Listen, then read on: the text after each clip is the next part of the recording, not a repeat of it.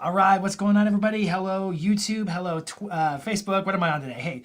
Hey, Jason Pantana, pumped to be with you for session 6 of Marketing Stream. Got a lot of fun questions, a lot of great interaction on the Instagram story stickers with the questions. Today we're going to talk about, we typically talk about Facebook lead generation, things like that, how to build your brand and your farm. We'll talk a little bit about building a commercial real estate business versus building just residential. We're going to talk today about what's been working as we've been going through this period of the pandemic in terms of stay-at-home policies, what you couldn't do as some markets across the country and around the world are opening back up, what types of marketing plays that have been developed during this period of time, what stays, what's going to be kind of forever fixed in how we do marketing based upon today's predictions, and then what are some things that we would probably say, you know what, these were great to get us through a period in time where we were doing physical distancing. But as we see different phases allowing us to be interactive with people again, what's going to change back to the way it was before and what's different? So it's going to be a fun dialogue. If you're watching, give it some hearts, give it some likes, tag a friend if you would, leave a comment, let me know you're here, and we'll get cranking here in just a minute. Just give me a comment and say hello. It'd be good to talk to everybody. There's quite a few of you watching right now, so I hope everybody's having a really wonderful week. I hope you're being productive in your businesses, and I hope that I'm able to add value today in terms of how you do your marketing, what works. I want to add value today. So leave a comment, say hello, and I'm going to jump on to our first question as soon as I can find where my questions are. Here they are. This one comes from actually my buddy, Hank Cassie. Hank said, what marketing strategies were created during COVID? What should be continued post-COVID? And I think it's a good question because when you think about, like most of you who watch know I'm a Tom Ferry business coach, and Tom rolled out a program called Pivot. And Pivot has been entirely predicated on this idea of how do you pivot? How do you adapt in your business? As all these changes are taking place in the landscape of how we do marketing, how we run our business, what we can and can't do as real estate professionals around the globe, how do you pivot? How do you make those adjustments so you can be successful? And through that program, we've come up with, I believe, and we've seen as part of our ecosystem, some unbelievably innovative, resourceful strategies. Some of them, I think, are going to last the test of time. Some of them they're going to stick, they're going to stay. And then some of them are going to be like, you know what, they were a means to get through a period in time where physical distancing was at a complete physical distancing protocol. But now, as we're seeing different markets across the US, Canada, and abroad, as we're seeing them start to open back up, what stays, what doesn't stay. And so, Hank, here's what I wrote down. And again, as always, I always, once this thing publishes for the replay, come back to it. I always type out my answers in advance just so that I have them written, and I will go put them in the notes. So they'll be in the caption on Facebook, they'll be in the description on YouTube. So don't miss that. But here's the deal. I said this isn't a complete list, Hank, but I would say that webinars definitely stay. What do I mean by webinars? Well, we've talked about first-time homebuyer webinars. We've talked about rent versus owning webinars. We've talked about seller webinars or virtual selling webinars. We've talked about building your dream house webinars, new construction webinars, all the varying topics that kind of spill into how we do real estate. If I'm buying, if I'm selling real estate, what do I need to know?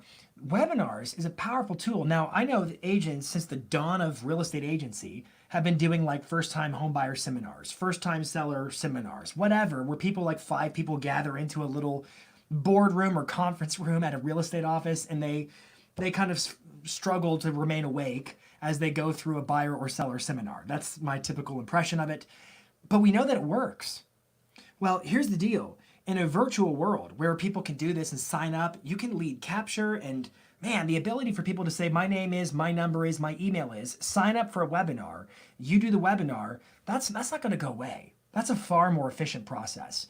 What's more, you can pre-record your webinars, which means you can create one that's an evergreen webinar. There's a software called EverWebinar, and it costs money, but it allows you to, if you get a good webinar, pre-record it and let it roll like every 15 minutes. And then you promote it and people can choose the one they want to go to. And so that means you're constantly lead generating. It's far more efficient because you record it once in that sense. You record it once and then anybody who wants to go, they can go. And it just gets better from there. So I would say, Hank, webinars are going to stick around. Number 2, I wrote down virtual property tours. Virtual property tours. Matterport, Ricoh Theta V, different 360 cameras. I got to tell you, like Matterport has been around for years. And if you don't know what Matterport is, it's Matterport. Matterport's been around for like 6-7 years. I think they came out in 2014, if I'm not mistaken.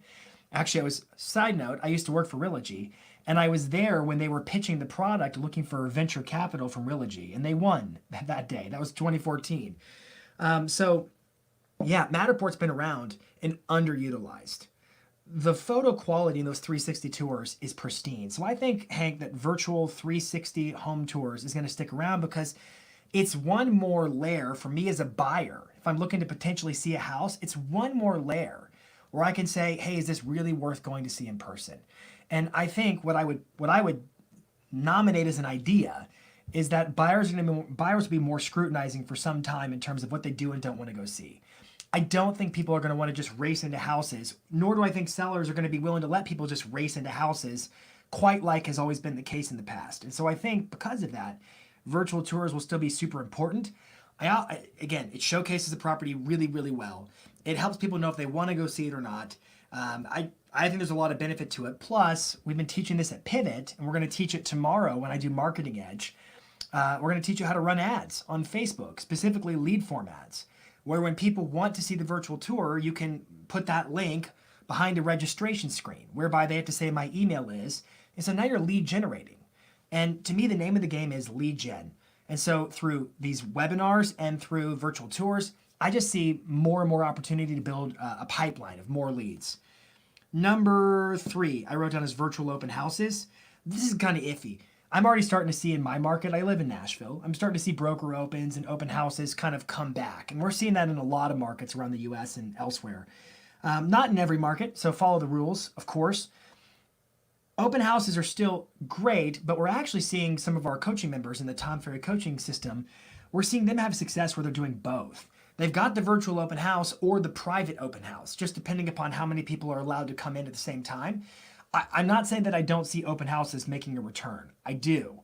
However, I don't see us just phasing out virtual open houses too quickly because, again, it's another place for people to kind of try on the house without going into it from the convenience of their own couch, so to speak. And so through that lens of making it easier for the consumer, especially when going to see a property is becoming more difficult, I see virtual open houses as a win. And it's more exposure for your brand and for the listing online on social. And I would say even more than that, it's not good enough anymore just to list a house and it go on the MLS and then syndicate across the web. There is more attention on Facebook, YouTube, Google than ever before. And so if you're not promoting your properties across the space of social media, you're holding your sellers back from exposure that they could benefit from having. Because the more exposure that property garners, from there, we can theoretically book more appointments to see the property, and from there, get more offers to buy the property. What have I got for number 4? Number 4, I wrote down expert interviews. We've been talking a lot about this during COVID as a strategy. Expert interviews. With whom? With attorneys, with fellow agents in different marketplaces, with title reps, with mortgage officers, just about the different nuances and facets that kind of surround the real estate transaction. These could be done on Zoom, or they could be done on StreamYard, a software just like this. But we've been seeing that interviews have been super powerful in terms of positioning agents during this whole period of COVID as a knowledge broker in the marketplace.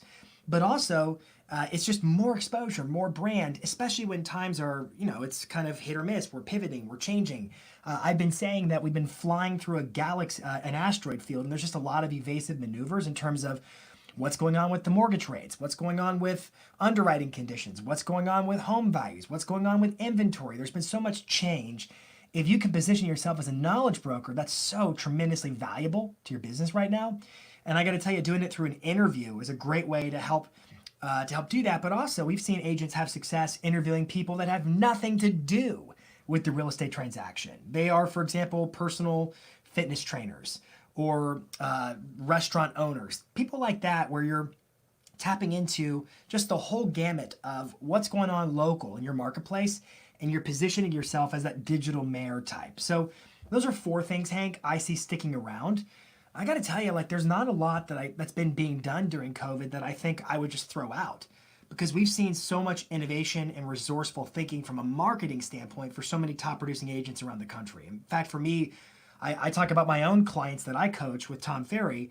Personally, record-setting years. Year over year, they're up. The large majority of them. Not every price point, not every market, right? But by and large, man, for those who are willing to do the work right now, they've been super successful. So I wouldn't stop. That's the first question from Hank Cassie. What marketing strategies were created during COVID that should be continued post-COVID? Great question, Hank. I love it. Let's go check the comments here. Heather Klumpmaker, how you doing? It's good to see you, Heather. What's going on, Christopher? Got Loft Realty in the house. What's going on, Zachary? All right, Julie, I see your question. I'll circle back to this one here by the end of our session. I'll answer the ones in advance first. Coach Dove. What's up, Dove, man? How are you? Again, if you're just jumping on, I saw a bunch of you just jumped on here kind of later. Welcome. I'm going to go through the questions that have already been submitted in advance. If you don't know how to submit questions, I do this show weekly. I post Instagram stories usually a day or two before. I am at Jason Pantana on Instagram. And it's that story with the Instagram sticker, the question sticker. I think I do it on Facebook too. I did yesterday anyway. Just submit your questions. I usually grab the first ones that come in. And then from there, we just have a show. And if there's time left over, whatever questions are here in the chat, in the comments, whether on Facebook or YouTube, I'll try to address those to the best of my ability. My goal is always just to try to offer as much clarity as I can. I don't presume to know everything. I have opinion about just about everything, but that doesn't make me right. But I want to try my best to add value in your business. So let's keep going. Next question. This one comes all the way from France. What's up, Sebastian in France? Hi from France. Would you recommend to do your own Facebook ads, or would you delegate it out? That's a good question. And it's one I get all the time. And the answer is, it depends. I would argue that for most people, if you're doing some heavy duty Facebook ads, lots of different ad sets, you really want to go at it. You're going to run so much lead generation ad content to a website, try to get a whole bunch of leads. If you're going to do it like that, yeah, you may want an ads manager, like a professional, or you may use a tool like, for instance, Ylopo. And they're going to run generic ads. They're not going to be your brand or anything like that. But I would argue for most agents probably aren't going to have that many ads running. And I would also contend that it's a skill set that's worth developing. I kind of think about Facebook ads as like a CRM, for instance. When you get your CRM, if you have one, or we could say like your MLS, for instance, you had to learn how to use that software, right? It was new. You had to figure out what things meant, where things went, and how it was organized and laid out, and how to use it effectively. But it was worth doing, because if it's an MLS, like, you live in there. If it's your CRM, you live in there. And I would argue that the Facebook Ads Manager, facebook.com/ads manager, is a similar tool that's really worth learning how to use it. And I would also say, Sebastian, that for most agents, they're generally going to use Facebook ads to promote their content. So what does that mean? That means when you're creating videos, or maybe it's a blog that you're going to post on Facebook or whatever, you're going to ideally put some money behind it to promote that content to a larger audience or multiple audiences. And so through that lens, I certainly think it's worth learning Facebook ads. Now, for anybody who's watching, who's a Tom Ferry coaching member, if you go inside of a Loom, or it's specifically in the pivot dashboard, I recorded 2 90-minute sessions inside of a Loom. And I do basically 3 hours of step-by-step how to run ads on Facebook. It's one of my missions to help agents learn how to use those types of tools. It's 2020. I believe the stakes have changed in terms of what it means to run a business right now. I think that you got to have the skills and the knowledge to be an effective marketeer, whatever you want to say, right? But like Facebook ads is a huge piece of it. So Sebastian, unless you're going to do like heavy duty ads, I think you got to learn how to do it yourself. And I'm going to bet that in most cases, in terms of how you would use it, it's going to be to promote your existing content. So if you made a video for a listing, or it could be like a pro tip video or something like that, you're going to promote it to maybe your farm or your database or something along those lines. And I think that's got to be you who can follow the steps, and there's a specific pattern that you can rinse and repeat time and again whenever you make that content. So that's my 10 cents. All right, let's keep rolling. Question number 3. This one comes from Moez, who asked, how can we get business from social media in 2020 without using lead form ads? And I'm going to take it when you say business. And by the way, I'm going to put all the answers. They're going to be in the show notes when we're done. That is, I'll post them in the description on YouTube, on the caption on Facebook. Give me like an hour or two for the thing to actually publish, and I'll do that. But by this question, I'm going to assume when you say, how do we get business from social? I think what I hear you asking is, how do we get leads from social media? And you're talking about the lead form ads, which is where you run an ad on Facebook, I click the learn more button or sign up or something like that, and then poof, a form pops up. And it auto completes my information. The same information that I already used to log into Facebook. So my name, my number, my email, or whatever questions you choose to put in the form, right? So if you didn't know that, it's called a lead ad or a lead form ad.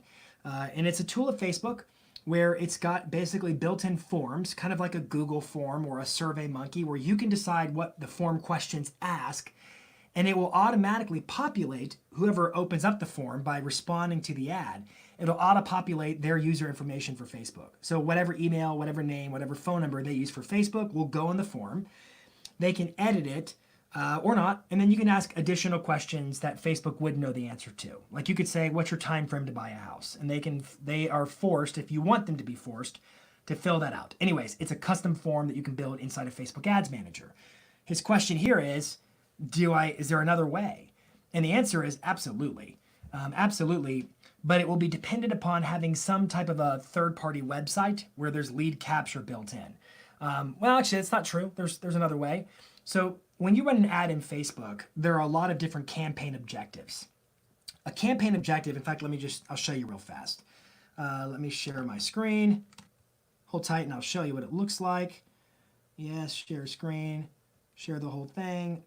All right, so my ads manager is loading up. If I click create here in this ads manager, the first thing it's going to do is ask me what's my campaign objective. And there's a whole bunch of them, right? There's brand awareness, reach, traffic, engagement.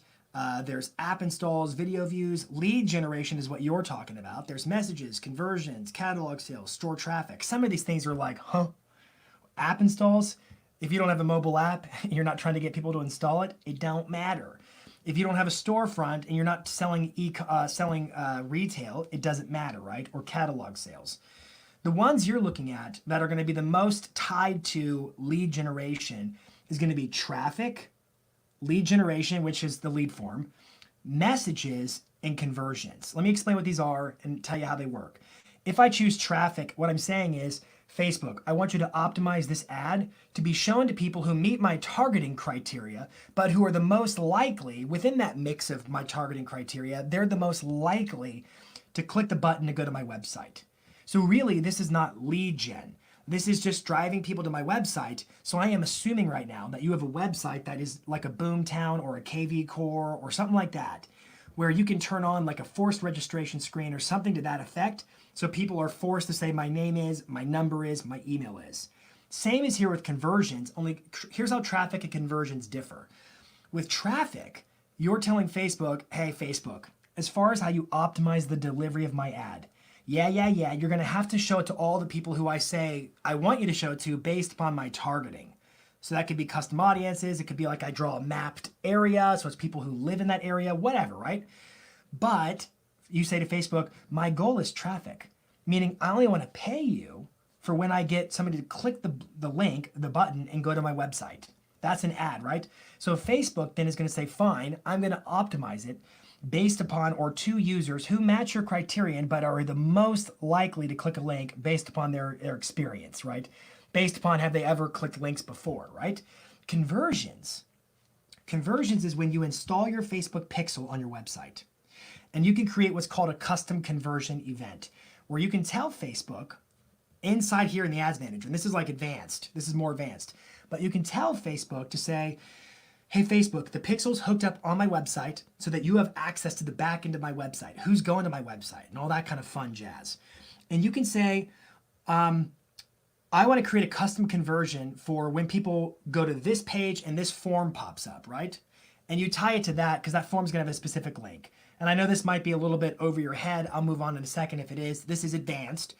But you can actually say to Facebook here, I want you to optimize delivery not to people who are likely just to click the link, but to people who are likely to actually complete the registration form on my website. So through my pixel, I tie to that exact action that I want them to take on the website. So this means I got to have a website with lead capture capabilities and my pixel hooked up. This is pretty advanced. Let me give you a simpler option as well, just to answer the question about lead generation. And that is messages. So you can create an ad where it's got a send message button, and that's getting somebody in a direct conversation with you. And on top of that, you could use a tool like ManyChat or ChatFuel or what's the other one? I'm thinking Mobile Monkey, whatever it's called. I can't think of what it's called. They're chatbots. So I can hook those up to my Facebook page and somebody sends me a message and that triggers a chatbot, or I can respond.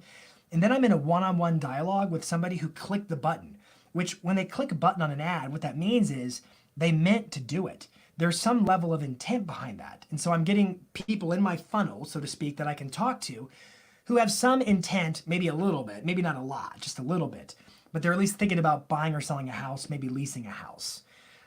Lead generation. This one's also, I should bring this up. Let me just click lead gen, and we're going to just jump along. I'm going to skip through the ad set all the way down to ad here at the very bottom level. And I know I'm skipping a lot of steps. I want you to see something. Let's let it load up. Get rid of that. All the way down. So this is where you would build your lead forms. Oh, where'd it go? Is it gone? They must have taken it away. Huh. I'll have to look at that. They've had a new feature that I've been meaning to dig into. And it was called automated messages. So I'll look back at another time and see if it's still there. But these lead forms, maybe they were testing it. Maybe it went away. I haven't looked at it in a week or so. But it had two options. I could do an instant form or automated messages. And so it was the ability to basically create without the need of ManyChat or ChatFuel. Through lead generation, I was actually able to create like specific chat sequences. I'll have to dig into that. But I think I've probably I've sufficiently answered the question. So let's jump back over to the next question. By the way, I see some comments coming in. What's up, Stephanie and James Crawford in Nashville? Good question. How to skirt the 15-mile rule if you have a Facebook post or ad. I do have a technique for that. So if you hang around, I'll cover that at the end, okay? Here's their question if you want to see it. I'll cover that at the end here, okay? Some fellow Nashvillians. Let's go back to the front end questions. Okay, question from Alvin is lead funnels, what do you use? And here's the truth, Alvin. I'm not sure if you're talking about like as a matter of principle, like lead funnels. How do I create the first this, then that, then this? Or if you're talking about like software. If you're talking about software like listings to leads, ClickFunnels, whatever. I think you're talking about the principles of lead funnels. And here's what I would tell you. This is going to be kind of I'm going to try to make this answer as concrete as I can. I generally promote two really overarching strategies when it comes to lead generation through marketing. Because ultimately I teach at Marketing Edge, which again, we're doing Marketing Edge tomorrow. If you want to go to tomferry.com/events and sign up. It's a 2-day event. We're doing it tomorrow. tomferry.com/events. Anyways, when I teach that event and anything I teach that the ultimate aim of marketing is lead generation. In fact, marketing has two main principles or two main objectives. First, I got to build my brand because if people don't know who I am, they don't trust me. If they don't trust me, I'm never going to generate leads and convert effectively. So at some point, I got to get trust. So the two main objectives of marketing are brand building, i.e. trust, and lead generation. What's a lead? A lead is somebody who says, my name is Jason, my email is X, my phone number is Y, and I'm thinking about buying or selling. It may not be for 2 years or longer, but I am thinking on some loose level about buying or selling, and I give you the permission to contact me about that very thing. So we talk about lead generation at Marketing Edge. And I'll tell you that we go through a couple of steps, and this is kind of the overarching framework of Marketing Edge. We talk about how to position your brand everywhere, how to establish a lead generating funnel, and then we have a section we call Nurture, Nurture, Nudge. Let me break that down and go back to what I said earlier on. I said there are really two main strategies I typically teach. The first strategy is, and listen real close, it's take a cold audience and warm it up. That's the first strategy. What do I mean by that? Well, it means I'm going to create content, videos, being a knowledge broker, showing off listings, adding value, like value-driven content, good old-fashioned content marketing. And I'm going to post it on Facebook and Instagram. I'm going to probably put some money behind it and promote it to my farm and to my database and all over the place, right? I'm going to create that content designed for a cold audience. What's a cold audience? Well, let's just pretend it's my geo farm. A geographic farm means there's a large area where I want to be the dominant agent. They don't know me and I don't know them, and I want to position my brand so that they can know of me, right? I want to take that cold audience and warm them up. How do I warm them up? Well, I create really great content. I build rapport. I build trust. They start to see me as a resource and they know of me. And then once I've warmed the audience up, I remarket to that warm audience with lead generating offers.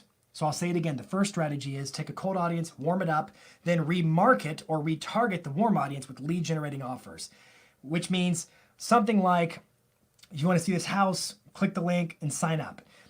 Come to my website and search for homes. Are you curious what your home's worth? Fill out the form. It's any type of an offer, a real estate offer, that asks for name, number, email address, and it's attached to some part of the transaction, something that reveals intent to buy or sell real estate. I know that's really abstract. The second strategy is basically the converse of that. Just basically run ads, straight up run ads to your target market. So let's pretend it's a geo farm. Just run ads, search for homes, click this link, and then it's a forced registration screen. What's your home worth? Just traditional real estate offers where it forces a registration, whether by lead forms or ads that drive to your website, whatever, it's all fine. And then we take all that content that we used as part A in the last one, and instead we retarget our new leads with content so that we can nurture them over time. I hope that makes sense. So it's basically take a cold audience, warm it up. In other words, create a lot of content, target your farm, target your database, build rapport, and then once people are interested in it, we retarget them by way of our pixel, by way of engagement audiences on Facebook and all kinds of stuff that we don't have time to get into today with lead generating offers. We cover this at Marketing Edge. And then the other option is the converse. Just straight up run ads, target your farm area, just for instance, and then once they come in, they convert, you retarget them with great content, videos, knowledge broker, that kind of stuff. I hope that makes sense. I know that's kind of visceral, but I hope it makes sense. Let's do another one here. This question comes from Jody. I think Jody's got 2 in a row for us. Jody asks, how much time do you think a solo agent needs to devote to marketing each week? And I'll tell you what I ask of my clients. The clients I coach personally through Tom Ferry, I ask for at least 1 hour a day. We call it CMO time, Chief Marketing Officer time. So generally speaking, I ask for an hour of prospecting. That's our hour of power. Call your database, your farm, and so forth, and an hour of marketing. Could be building content, could be promoting a listing for the intent of lead generation, but it's an hour predicated and focused on building your brand and lead generating. So I would say at minimum 1 hour a day, Jody. At minimum 1 hour. Let's keep rolling. This one's also from Jody. What should a solo agent do to increase their brand in their geo farm? And the answer is do all of it. Do everything, right? Here's my list. Let me read it to you. There's 2 sides. I write a lot. What should a solo agent do to increase their brand in their geo farm? Subject to budget. That's the clause in the beginning. Depending upon your moolah, the money. You should produce content for social media. So Facebook, Instagram, LinkedIn, YouTube, Snapchat, TikTok, whatever. You should promote with ads in your farm. What does that mean? This is going to get down to Stephanie and the question y'all asked a little bit ago, which is how do you get around that 15-mile radius? We'll talk about that a little bit. I'll give you a hack. But ultimately, we take that content that we put on Facebook, Instagram, and all over the place, and we promote it to who? To the whole farm area based upon geo-filtering or geo-targeting. We leverage Facebook groups. We leverage Nextdoor. We leverage Google search ads, where like I go to Google and say, homes for sale in, enter the farm. I buy up those keywords, right? And I run Google search ads that drive to my website, which means I need an IDX home search website. And I probably need one that's got a home valuation tool built into it. Again, this is all dependent upon budget. I'm just giving you everything that popped into my head.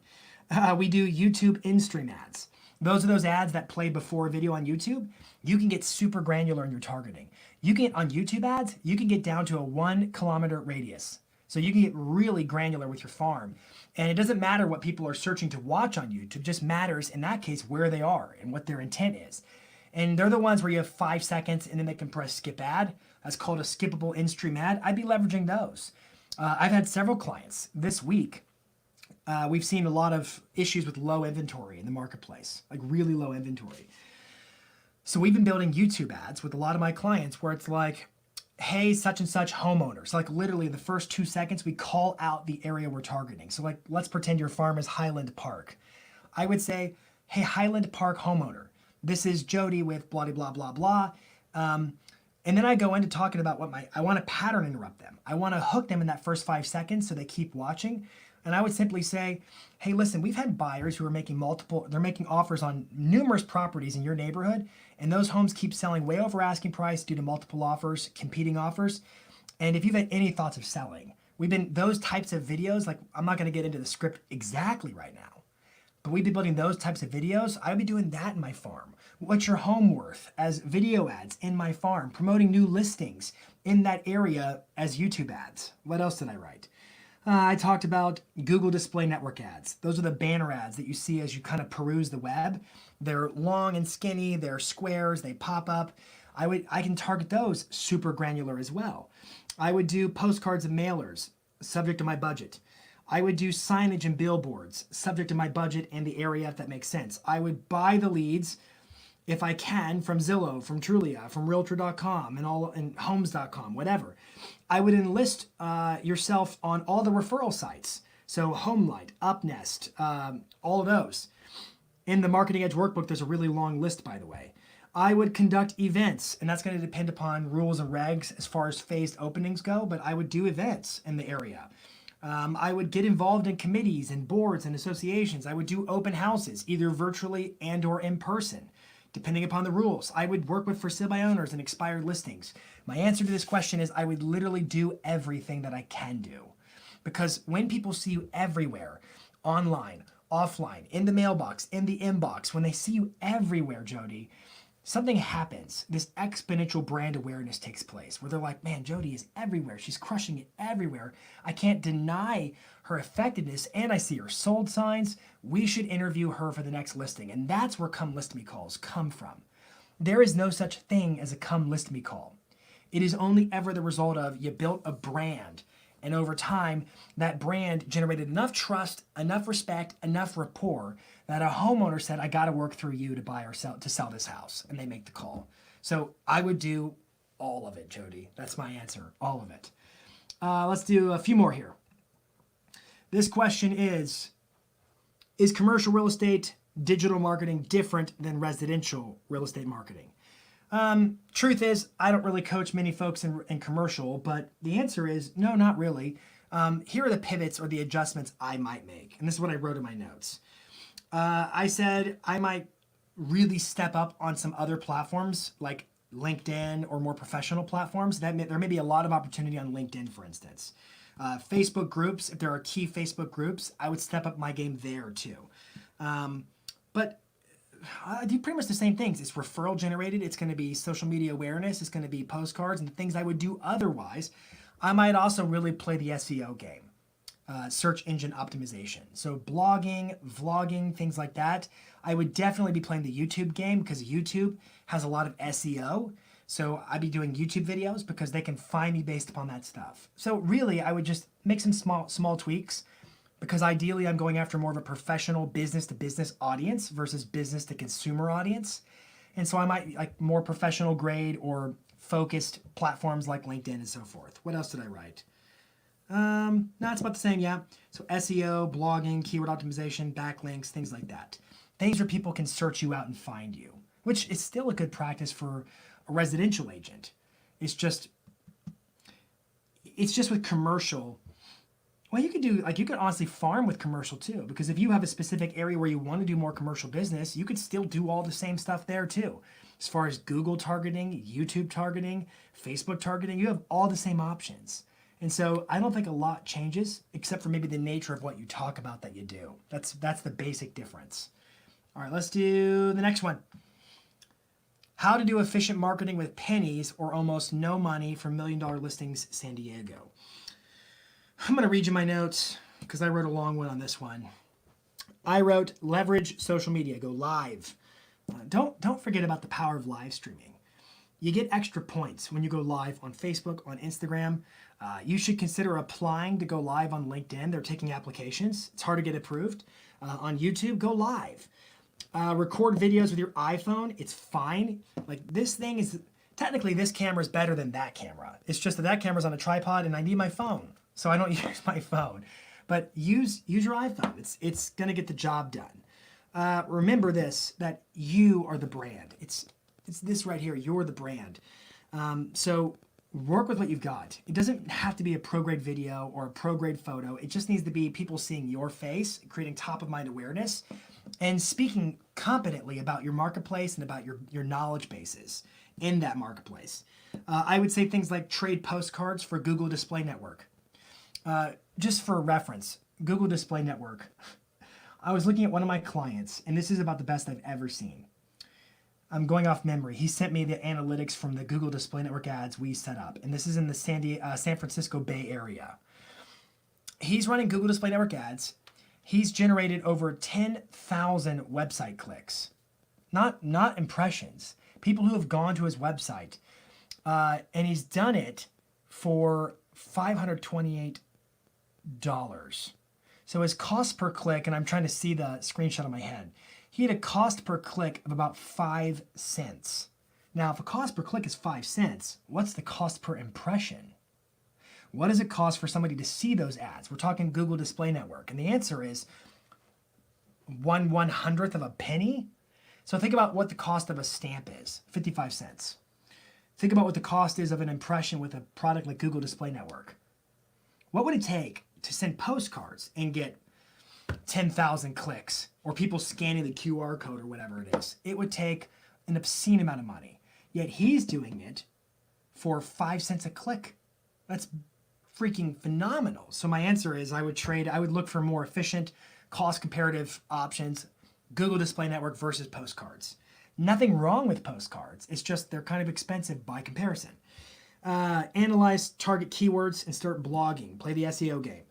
Do the same thing with your videos on YouTube. Remember, YouTube's a search platform. So what are the questions people are asking on YouTube? Answer them in your videos. Open houses every chance you get, when you can. Get serious about email marketing. Email marketing has a 4,400% ROI, return on investment. If you're not serious about email marketing, get serious about email marketing because it's affordable and it's effective. So go for it. As for being efficient on your own, I wrote this down. Think in terms of checklists, templates, and weekly schedules. Decide what you post every day and follow the weekly schedule. This is Monday, this is Tuesday's post, this is Wednesday's. When I make a video, it looks like this. I follow a template. When I do this kind of a testimonial quote card, it looks like this. Save these templates in Canva or wherever it's a cheap and easy tool, right? So that it's rinse and repeat. Make yourself more efficient because you're asking the question, how do I do it more efficiently with pennies or almost no money? And there's kind of a two-prong answer to this. There's the what can I do that's cost effective, social media, Google Display Network, open houses, network, making your calls, that kind of stuff, right? For sale by owners, expireds. these things are effectively affordable, but then there's the efficiency thing where I don't have people doing the work for me. So with social media, use tools like Canva, use tools like, there's one called Relay That, Relay That, where you can basically say, hey, kind of like Canva, but you say, here's my font, here are my brand colors, give me some variations of what things can look like. And so look at tools like Relay That. I also wrote down checklists. Just make sure that, just to make yourself more, the word is efficient, to make yourself more efficient, have a checklist for when I do a post like this, a photo or a video, I follow the steps. Here's how I do it on Facebook. Here's how I do it on Instagram. Just document the process so that way when you do have the money and you can afford to hire somebody, now it's easier to train them because they just follow the steps and do what you did. But it's really about what are the platforms that give me the biggest bang for my buck, and how can I make myself more efficient in terms of doing the work because I'm kind of a one-man band, right? So that's my word here. Let's do one more, and then I'll go to the comments. I see quite a number of comments. I'll go back to those in a second, and we'll take some questions there. All right, this one is best ways to advertise during shelter in place with no open house. Robert, this is Robert Kaneshita. Robert, I suspect you're talking about best ways to market a listing or advertise a listing during shelter in place, not your own brand. And so kind of operating from that assumption. The answer is, in a word, virtual. Virtual open house, virtual home tours, virtual tours. Whatever you can do virtually, go virtual. Because here's the deal, man.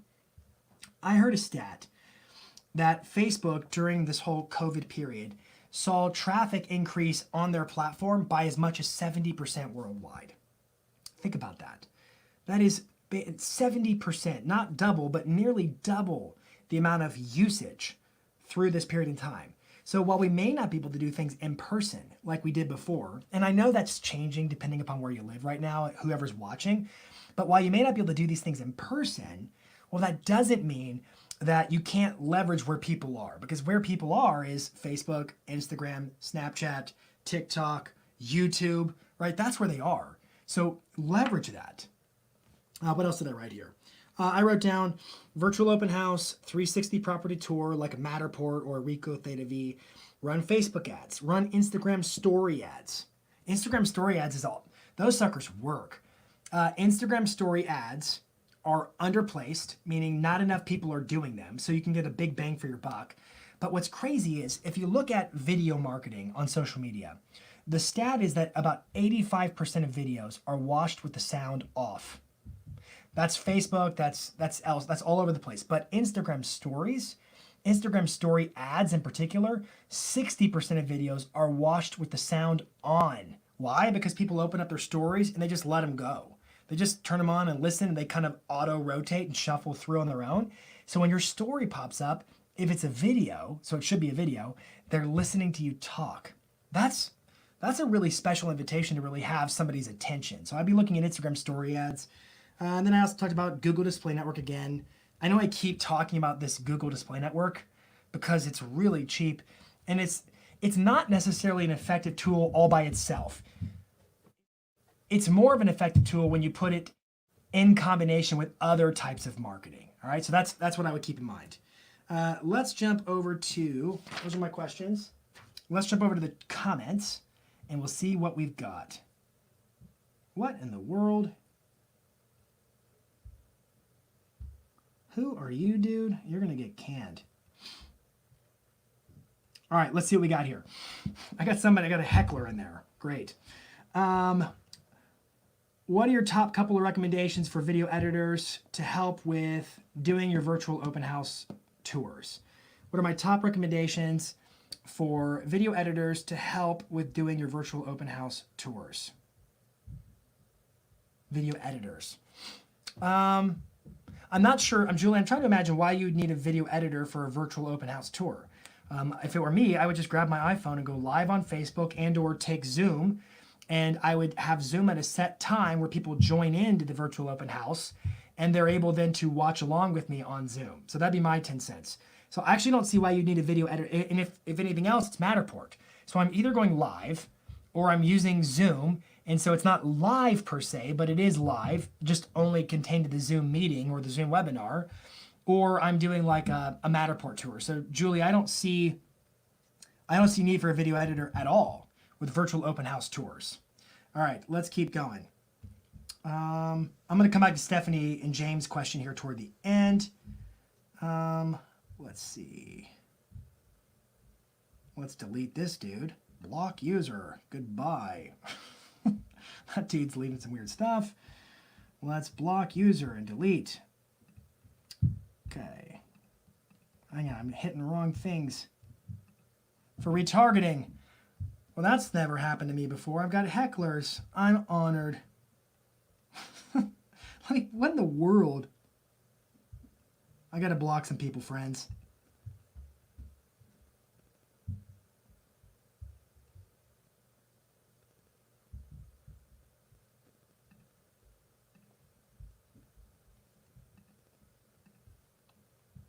Interesting.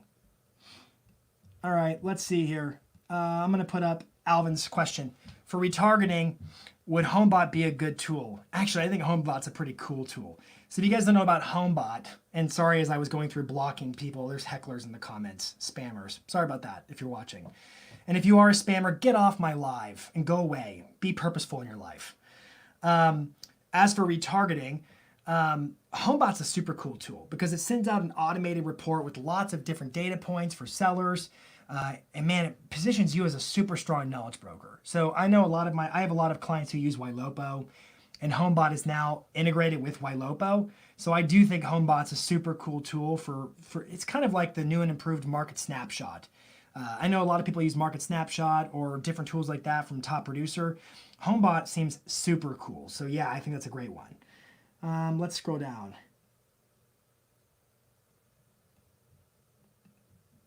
Block.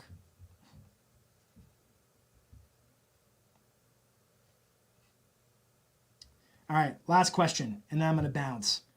And then I'm going to get mad at StreamYard for how these spammers got in here. I'm going to figure that out. Stephanie and James said, how to skirt the 15-mile rule if you have a Facebook post or ad that you'd like to get in front of certain people. As far as the post goes, you don't have any control anyways on a post. So we're going to limit this to an ad. Like people who have liked your page, a group you upload, or website pixel people, etc. All right, easiest way to do this. I'm going to just share my screen, okay? So let's share my screen. Share the whole thing. All right, here I am back in the ads manager. So let's just pretend we're going to do one where we're going to want video views for an ad. I'm in facebook.com/ads manager for your own ads manager. You need a page to run ads. And I'm going to go into the ad set level, which is where I do my audience targeting. And you guys mentioned a couple of things. You talked about locations and elsewhere. If I'm going to create a custom audience, I'm already retargeting. So like, check this out. Custom audience, create new, custom audience. And it pulls up these options. I can target website traffic. If I have my Facebook pixel on my website, I can target people who've already been on the website. So for example, if I'm doing Boomtown or something like that, where we're doing PPC leads or PPC ads on Google, they go to my website, I can retarget those people on Facebook with other content that either is there to engage them or to get them back to my website, either or, right? So this one, it makes no difference. The location makes no difference because the condition by which I am targeting you is that I am retargeting you on the basis that you've been on my website. So location is a non-factor, right? In fact, if I chose to use a 15-mile radius, I'm actually restricting it.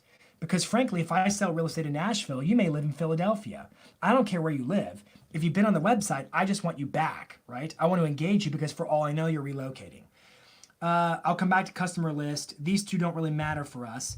Video and Instagram business profile, Facebook page. These three here, this is called an engagement audience, meaning you've engaged with my videos, i.e. you liked them, you watched them, something like that. I can even be specific to say you watched a certain amount of time on a video or a certain number of different videos. Instagram business profile, Facebook page. These are just different things where if you've engaged with my Facebook page, you've liked it, you've engaged with a post on it, or my Instagram page. These are engagement audiences where I can target you on that basis. So once again, on your website retargeting, these engagement audiences, you're simply retargeting, which means geography makes no difference because I'm not retargeting you based upon your geography, where you're located. I am retargeting you based upon one of these things. Now, customer list is different. Customer list is when I want to upload a spreadsheet. So let me stop my share. I can upload a spreadsheet of people who have given me the permission to contact them. Now, I am a firm believer in permission-based marketing, right? But at the same time, I'll give you what some folks do, and I'm not going to necessarily condone it, but it can be done. So generally, when I talk about a custom audience on Facebook, it's usually your own personal database. Past clients, sphere of influence, leads that have come in through various lead sources. You can upload a spreadsheet, and what you're telling Facebook is, show this ad to people who are on that list. So Facebook scans through that list and says, oh, that one's Bob. And it matches up your contact information with their contact information if they have a Facebook profile. So if you upload 1,000 records, it may only match, 800 of them or whatever. It's not going to tell you who it matched or who it didn't match because it would violate those people's privacy, but it's going to basically cross-reference whatever you give them. And the more information you give to Facebook, the more effective it's going to be at finding matches. But if their email matches, if a phone number matches, if a property address matches and name matches, it's going to be like, oh, row 1, that's Bob. Row 2, that's Sarah. And it's going to match up and show your ads to those people. So once again, their geography doesn't really matter. As far as Facebook's geo-targeting goes, when you specify the special ad category, it has to be a 15-mile radius. Has to be. Because if you submit an ad that is for housing and you do not specify that it's a special ad category, your ad will get rejected. The special ad category comes with many stipulations, one of which is a 15-mile radius. And their intent behind it is really, I suspect, to avoid redlining and things like that, which is all good. What some agents have done is they use a tool like Remine or Cole or Mojo or Vulcan 7 or something like that, where they can basically download the list of people who live in a certain area. And they can then upload that list as a custom audience. So presumably they take their farm and they run their farm, not as a geo-target using Facebook's geo-targeting, but they upload it as a custom audience. That's what some folks have done. Now, if you do that, there is a chance your ads could get rejected and you could face, they may not like that if they think you're trying to circumvent their own rules and regulations. It's not what I typically recommend, but I am answering your question that is what some folks do. I hope that helps. What I typically teach, Stephanie and James, is specifically when you're running ads. If you're running like traffic, when I showed you those objectives before, the campaign objectives, with traffic, I can specify that I'm only going to pay for link clicks. It's called CPC, cost per click. So that way, if I'm targeting a 15-mile radius with content that is really only relevant, like so you're in Nashville. So like I'm going to say, for example, Sylvan Park. Let's pretend I'm targeting Sylvan Park. I've got to target basically all of Nashville. But if I create content about Sylvan Park, pretend it's a video, a neighborhood tour type of video, well, that's only going to appeal to people who care about Sylvan Park. And so if I do a video, I can use video views as my campaign objective, and I can specify I'm only going to pay for through plays, which means they have to watch at least 15 seconds or the whole video before I get billed. And so there, I find that they're watching it on purpose. And so that means if anybody watches 3 seconds or 2 seconds or 10 seconds, whatever, didn't cost me a penny. I'm only paying for the intent, for the people who watched it on purpose, i.e. the through plays. So I would say look into the through play, the video views objective and the traffic objectives. Because with traffic, I can also only pay for link clicks to the website. That would be my 10 cents. I hope that helps. I hope it made sense. Going once, going twice on any other questions.